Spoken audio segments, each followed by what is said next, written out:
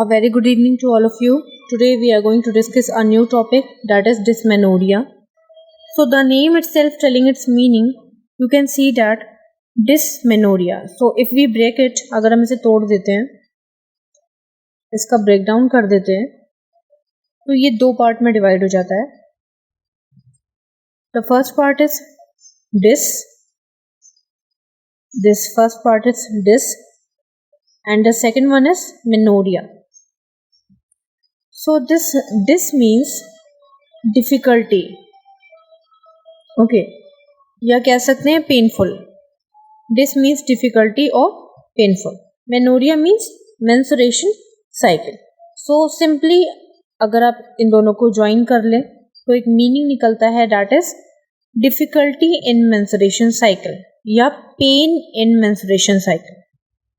तो अगर सिंपली आप देखेंगे तो इसका मीनिंग निकल रहा है कि एक्सेसिव पेन हो रहा है या एबनॉर्मल पेन हो रहा है eight the time of the menstruation cycle. Okay, आगे देख लेते हैं कि इतना ज़्यादा डिस्टर्बेंस या डिफ़िकल्टी क्यों हो रही है. Then we will decide the management on the basis of the problem.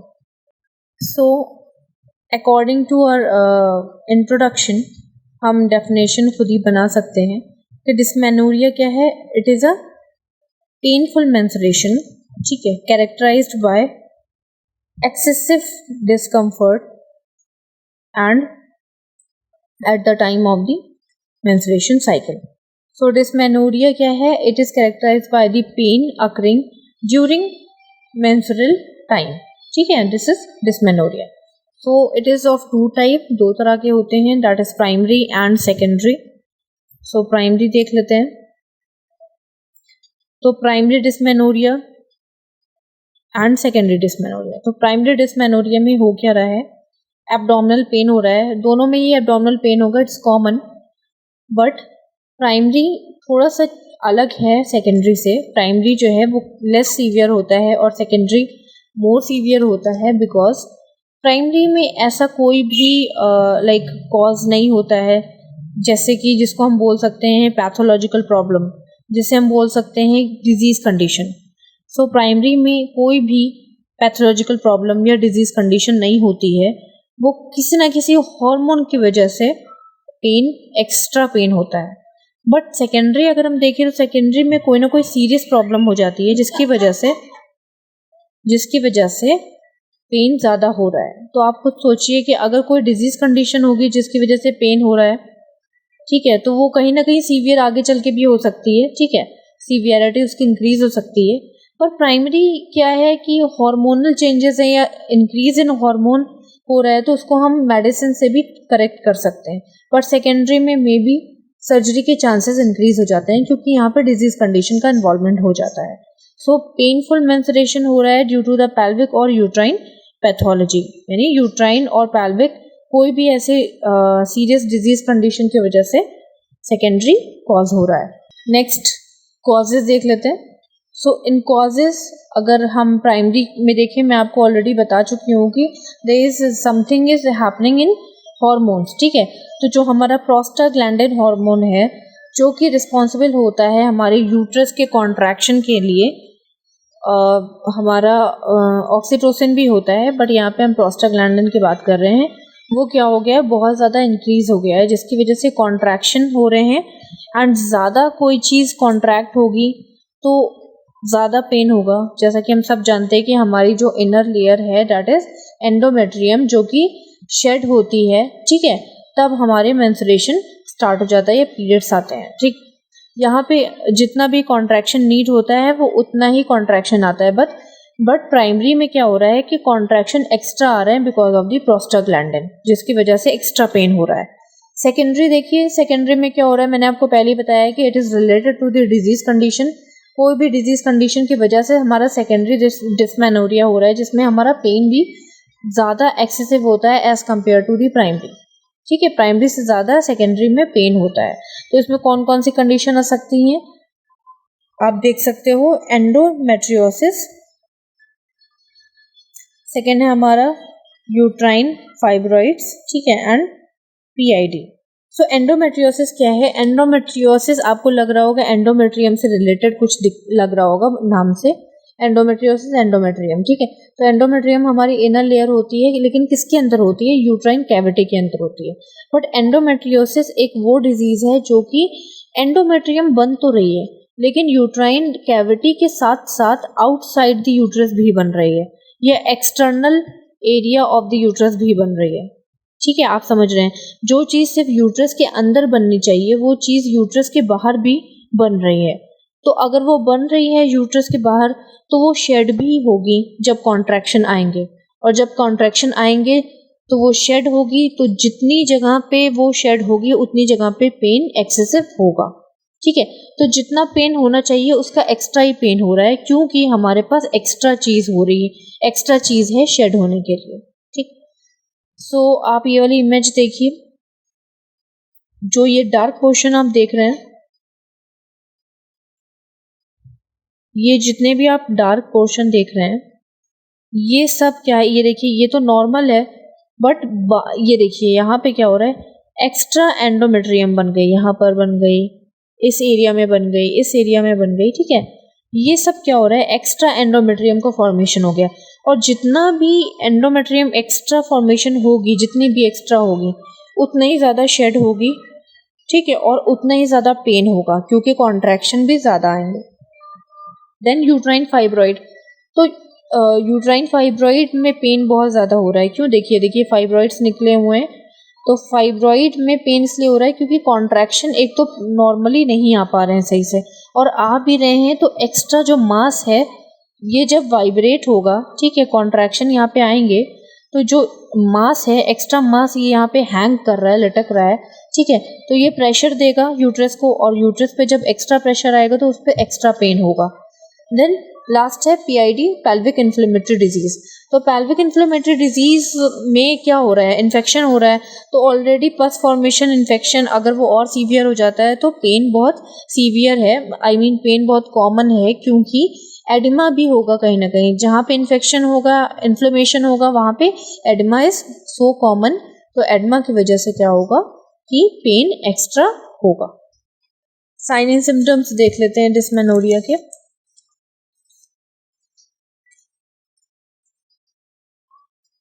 तो शार्प इंटरमिटेंट पेन हो रहा है, तो चाहे वो प्राइमरी हो चाहे सेकेंडरी हो, मैं आपको पहले ही बता चुकी हूँ कि पेन क्यों होगा। बैक में भी हो सकता है, लेग में भी हो सकता है, और लोअर बैक में भी हो सकता है। तो ये सारी चीज़ें तो कॉमन होती है नॉर्मली मेंस्ट्रुएशन साइकिल के टाइम पे, यहाँ इन सारी चीज़ों में पेन होता है, पर एक्स्ट्रा पेन होगा हमारे डिस्मेनोरिया में। Then systemic symptoms like nausea vomiting, diarrhoea, fatigue, fever and headache, ये सारी चीज़ें सिर्फ और सिर्फ हार्मोनल चेंजेस की वजह से हो रही हैं। कहीं ना कहीं एक्स्ट्रा हार्मोन चेंज हो रहे हैं, उसकी वजह से भी हो रही हैं, और कहीं ना कहीं हमारे पास डिजीज़ कंडीशन है, उसकी वजह से भी हमें फीवर आ सकता है, हेडेक हो सकता है, हम फैटीग हो सकते हैं, क्योंकि हमारी एनोरेक्सिया भी हो सकता है। ये सारी चीज़ें एक दूसरे से लिंक्ड हैं। Then next move to the diagnostic evaluation. So diagnostic evaluation में हम हिस्ट्री कलेक्शन करेंगे, क्योंकि हमें पता करना है कि कब से उसको एक्सेसिव पेन हो रहा है, बहुत ज़्यादा पेन कितने समय से हो रहा है, ठीक है।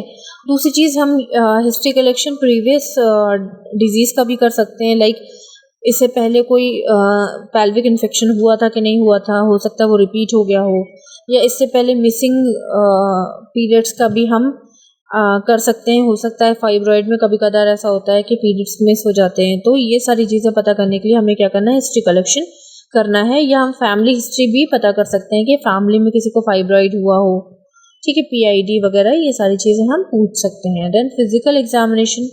तो फिजिकल एग्जामिनेशन में पेशेंट को हम कम्प्लीटली एग्जामिन करेंगे, एग्जामिन करने के बाद यूट्रस का पेन असेस करेंगे, with the help of the facial expression से हम असेस कर सकते हैं पेन, ठीक है।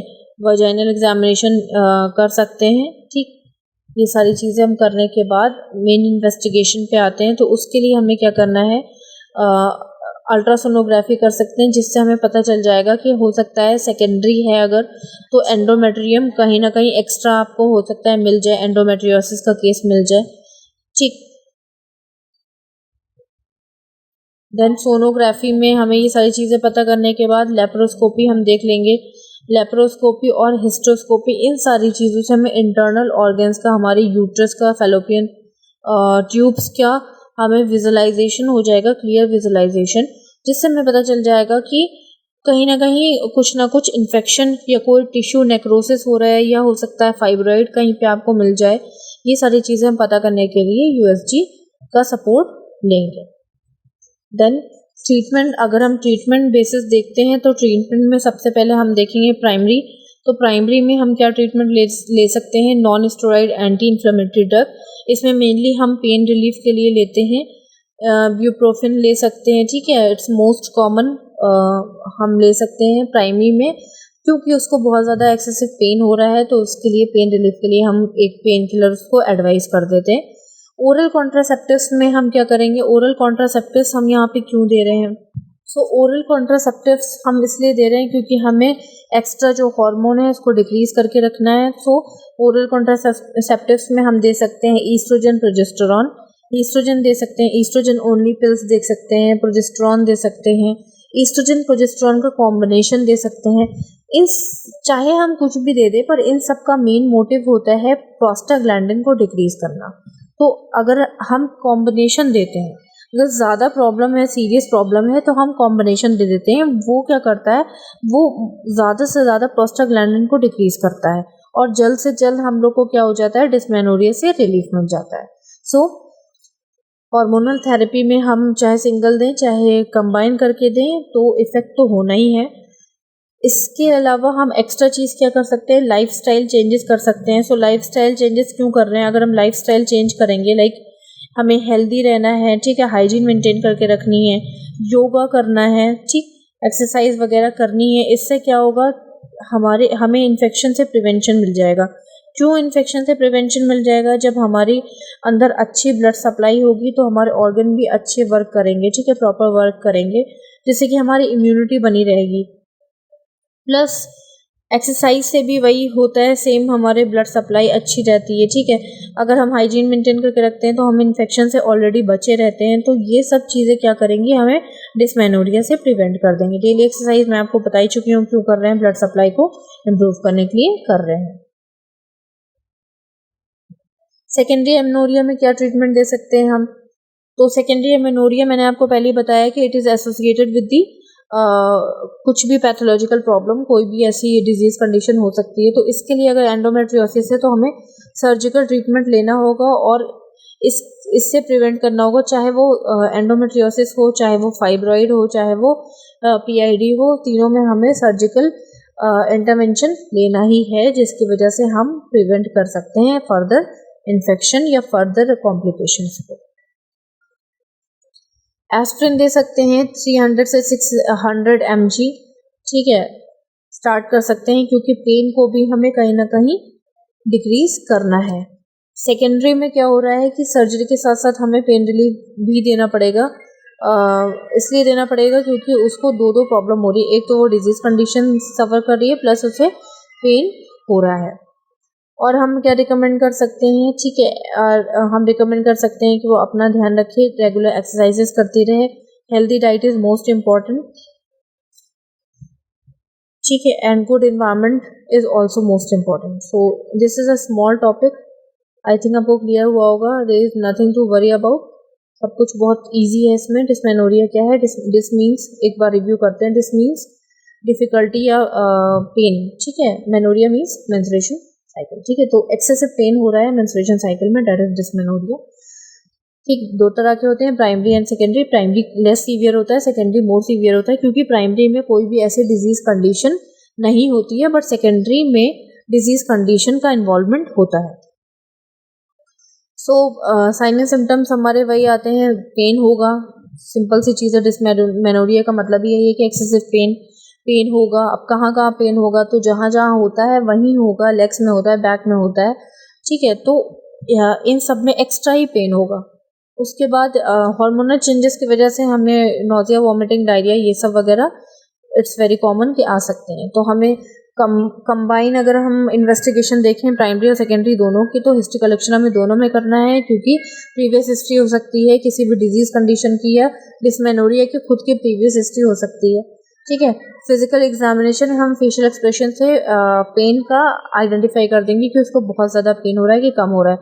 इन्वेस्टिगेशन में हम अल्ट्रासोनोग्राफी वगैरह से आइडेंटिफाई कर लेंगे कि कौन सी डिजीज कंडीशन की वजह से डिसमेनोरिया हुआ है, या ये प्राइमरी है या सेकेंडरी। ठीक है। ट्रीटमेंट, अगर हम प्राइमरी का ट्रीटमेंट देखें तो पेन किलर हमें देनी ही देनी है। क्यों देनी है? क्योंकि उसको एक्स्ट्रा पेन हो रहा है। ओरल कॉन्ट्रासेप्टिव इसलिए दे रहे हैं क्योंकि हमें प्रोस्टाग्लैंडिन को डिक्रीज करना है, जिसकी वजह से एक्स्ट्रा हम कॉन्ट्रैक्शंस आ रहे हैं, और उन कॉन्ट्रैक्शन को हमें उसकी इंटेंसिटी को थोड़ा सा लो करना है। देन लाइफस्टाइल चेंजेस की वजह से हम प्रिवेंट कर सकते हैं, प्राइमरी को सेकेंडरी में चेंज होने से प्रिवेंट कर सकते हैं। देन मैनेजमेंट में हम क्या कर सकते हैं, सेकेंडरी के मैनेजमेंट में क्या कर सकते हैं कि पेन किलर के साथ साथ हमें सर्जरी को भी उनको सजेस्ट करना है एज पर रिक्वायरमेंट। जैसा कि डिजीज कंडीशन होगी उसी के बेसिस पे हम उनको सर्जरी दे देंगे या बोल देंगे कराने के लिए। उसके बाद हमें हेल्थ एजुकेशन पे बहुत ध्यान रखना है कि उन्हें हेल्थ टॉक देनी है कि वो अपने हाइजीन को मेंटेन करती रहें, प्लस वो रेगुलर एक्सरसाइज करें, डाइट पे बहुत ज़्यादा ध्यान दें, ये सारी चीज़ें वो फॉलो करते रहें। तो this is all about dysmenorrhoea. I think clear हुआ होगा आपको। Thank you and have